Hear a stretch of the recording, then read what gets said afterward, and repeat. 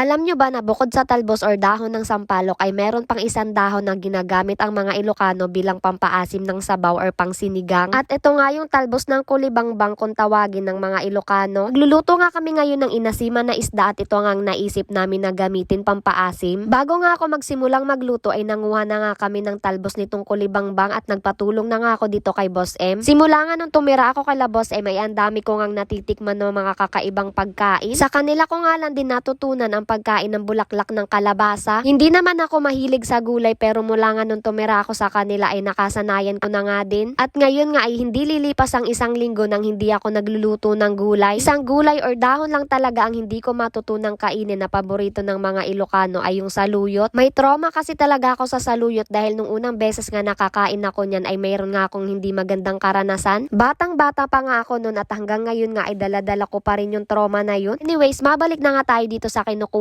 namin at medyo na-late na nga kami dahil kakaunti na nga lang yung talbos na nakuha namin. Pero okay lang yan dahil dadagdagan ko na nga lang ng kalamansi. Pagkatapos namin kumuha ng talbos ng kulibangbang, kumuha naman nga kami ng talbos ng kamote. Napakalago na nga ng tanim na kamote dito dahil umaabot na nga hanggang dun sa may gate. Kaya panigurado hindi kami magugutom dahil napakaraming gulay dito sa paligid. Nung maihanda at makapaghiwa na nga ako ng mga rekado ay nagsimula na nga rin ako sa pagluluto. Sinimulan ko na nga sa pagsalang ng tubig dito sa kaserola at nilagyan ko na nga din ng luya, sibuyas at kamatis. At nung kumulo na nga yung sabaw ay inilagay ko na nga din yung mga isda at naglagay na nga ako ng mga pampalasa katulad nga ng paminta at saka ng patis. Pagkatapos ay hinalo-halo ko na nga din ito at tinakpan ko na nga din ng mabilis kumulo. After 1 minute nga paluto na nga din itong mga isda at tinikman ko na nga din, medyo mataba nga kaya naglagay pa ako ng kaunting pork sabor. Pagkatapos ay inilagay ko na nga din yung mga sangkap na gulay katulad nga nitong talbos ng kamote. At kasunod ng kamote ay inilagay ko na nga din itong mga talbos ng kulibangbang. Pagkalagay ko nga ng mga talbos ay hinalo ko nga lang ng bahagya para hindi naman nga madurog yung isda. Pagkatapos ay tinikman ko na nga din at medyo napasobra nga yata yung paglalagay ko ng pork sabor dahil medyo maalat nga kaya nagdagdag na nga lang ako ng kaunting tubig. Hinalo-halo ko nga lang ulit ng bahagya at tinikman ko na nga ulit at saktong-sakto na nga yung alat kaya tinakpan ko na nga din. Niluto ko nga lang ng mga 30 seconds yung gulay pagkatapos ay inilagay ko na nga din itong kalamansi. At nung tinikman ko nga ay saktong-sakto na nga yung lasa pati na nga yung asim. At dahil luto na nga yung isda at ayoko naman nga ma-overcook yung mga gulay ay hinango ko na nga din ito. Pagkaluto nga ng ulam namin ay nagsalok or naghain na nga rin ako dahil for the gutom na nga rin ng mga person.